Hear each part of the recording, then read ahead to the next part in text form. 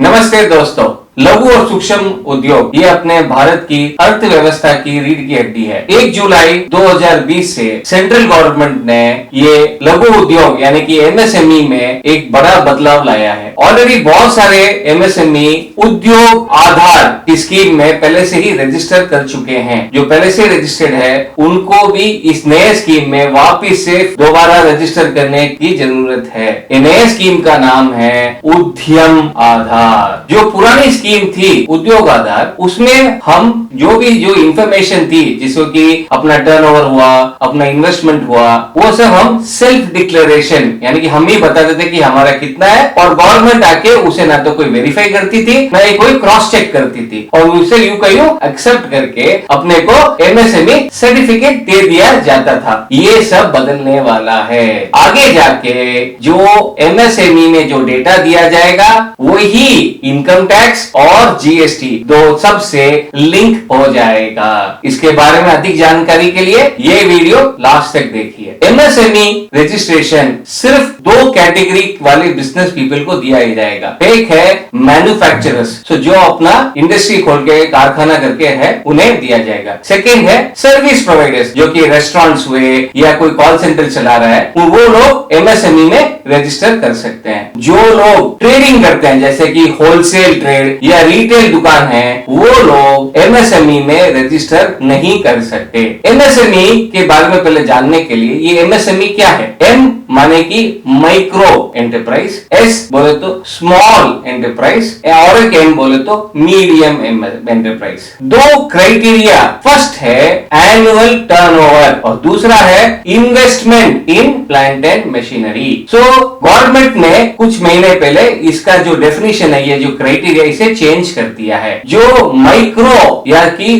सूक्ष्म ऑर्गेनाइजेशन है वो होते हैं जिनका एनुअल टर्नओवर 5 करोड़ से कम है और जिनका investment in plant and machinery 1 crore से कम है। ये दोनों कंडीशन सेटिस्फाई होनी चाहिए। फॉर एग्जांपल, अगर आपके बिजनेस में आपका investment in plant and machinery से है 80 लाख, जो कि 1 करोड़ से नीचे है, लेकिन आपका एनुअल टर्नओवर 6 करोड़ है, तो आप माइक्रो ऑर्गेनाइजेशन नहीं कराएंगे, बल्कि जो उसका नेक्स्ट स्टेप है वो है स्मॉल एंटरप्राइज। एक स्मॉल एंटरप्राइज यानी कि लघु उद्योग वो होता है जिसमें का एनुअल टर्नओवर 50 करोड़ से कम हो और जिसका investment in plant and machinery 10 crore से कम हो। ये दोनों कंडीशन सेटिस्फाई होनी चाहिए। और जो थर्ड है मीडियम एंटरप्राइज यानी कि मध्य एंटरप्राइज, वो होते हैं जिनका एनुअल टर्नओवर 250 करोड़ से कम हो और जिनका investment in plant and machinery 50 crore से कम हो। ये दोनों कंडीशन सेटिस्फाई हो तो ही वो मध्य ऑर्गेनाइजेशन कहलाएगा। अभी जब हम रजिस्टर करते हैं एमएसएमई में, तब हमको अपना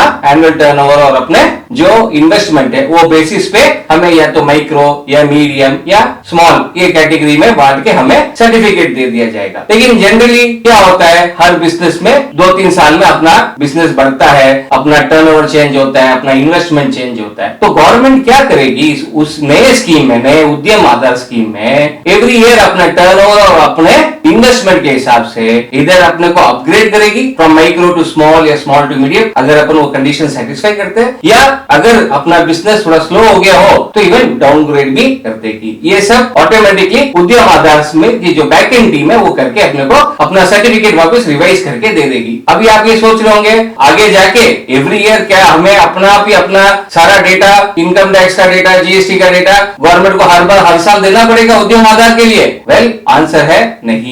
हमें हर साल ये डेटा देने की जरूरत नहीं है। तो गवर्नमेंट को कैसे पता पड़ेगा? जब हम एमएसएमई के लिए रजिस्टर करेंगे तब अपने को अपना जीएसटी नंबर और अपना पैन कार्ड नंबर देना कंपलसरी है। इस उद्यम आधार के लिए एक छोटा सा बैकएंड टीम है। ये बैकएंड टीम क्या करेगी, अपना जीएसटी नंबर और अपना पैन डिटेल्स लेके अपने बिजनेस का एड्रेस, अपने बिजनेस का एनुअल टर्नओवर, अपना investment in plant and machinery, ये सारा डेटा जीएसटी के वेबसाइट से और इनकम टैक्स के वेबसाइट से ये लोग ऑटोमेटिकली ले लेंगे और फिल कर देंगे। और रजिस्ट्रेशन करने के बाद जब जब अपन अपना जीएसटी रिटर्न फाइल करेंगे और इनकम टैक्स रिटर्न फाइल करेंगे, एमएसएमई में डेटाबेस से इसको लिंक कर दिया जाएगा। लिंक करने के बाद ऑटोमेटिकली जो अपना एनुअल टर्नओवर और अपना डिटेल्स अपन जीएसटी और इनकम टैक्स में डिक्लेयर करते हैं, वो ऑटोमेटिकली एमएसएमई में ले लिया जाएगा और उसके बेसिस पे बताया जाएगा कि वेदर अपन माइक्रो है, स्मॉल है, मीडियम है। और अगर अपन एमएसएमई रजिस्ट्रेशन लेने के बाद अपना returns time to time file नहीं करेंगे तो अपना एमएसएमई भी कैंसिल हो जाएगा। ऐसा हो सकता है कि जब अपन रजिस्टर कर रहे हो आज के डेट में तो शायद अपने पास जीएसटी नंबर नहीं हो या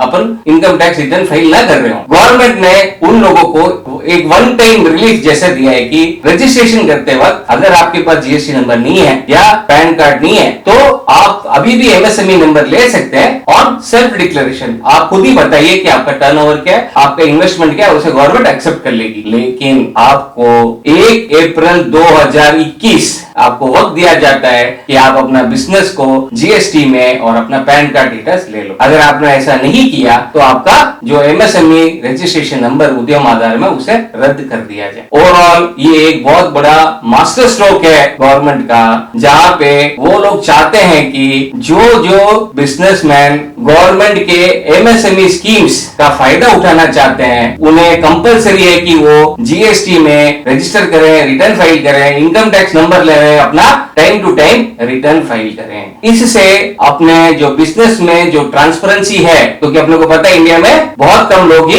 बराबर अपना इनकम टैक्स और जीएसटी रिटर्न फाइल करते हैं। इससे इसके ऊपर एक बहुत बड़ा एक चेंज आएगा, एक इंप्रूवमेंट आएगा और ज्यादा बिजनेसमैन अपना time to time return file करेंगे और बराबर टैक्स भरेंगे। इससे जो लोग अपना बिजनेस एकदम बराबर ट्रांसपेरेंट तरीके से करते हैं उनके बिजनेस में ग्रोथ मिलेगा और जो लोग इतना ट्रांसपेरेंट नहीं है उन लोगों को थोड़ा सा दिक्कत आएगी। इससे आशा करते हैं कि बिजनेस बढ़े और अपना इंडियन इकोनॉमी और इंप्रूव होवे। धन्यवाद, नमस्कार।